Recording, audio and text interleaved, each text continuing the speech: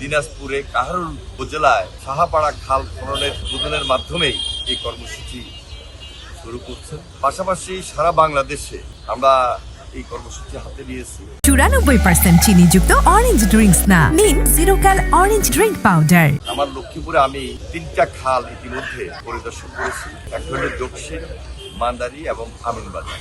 এর সঙ্গে অনেকগুলা কানেক্টেড খাল আছে। সবচেয়ে উল্লেখযোগ্য যেটা যে খালগুলো আমরা খনন করব, কিন্তু এই খালের মধ্যে যে পরিমাণ বর্জ্য পড়ে আসছে বা দখল হয়ে আসছে, এগুলা যদি আমরা কোনোভাবেই না সরিয়ে নিই তাহলে খাল খননের যে বেনিফিট সেটা আমরা পাবো না। সেজন্য একদিকে খাল খনন কর্মসূচি অব্যাহত থাকবে, পাশাপাশি সবার সহযোগিতা প্রয়োজন। যে যারা অবৈধভাবে দখলদার এবং এই যে বিভিন্ন ময়লা আবর্জনা বর্জ্য এখানে ফেলেন, তারা আরো বেশি সজাগ এবং সতর্ক হতে হবে।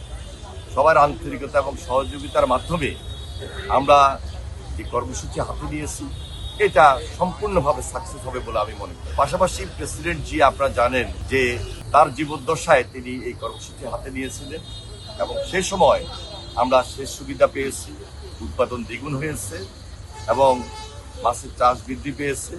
সবকিছু মিলে আমরা এলাকাটাকে স্বনির্ভর এলাকা হিসাবে করতে সক্ষম হয়েছি।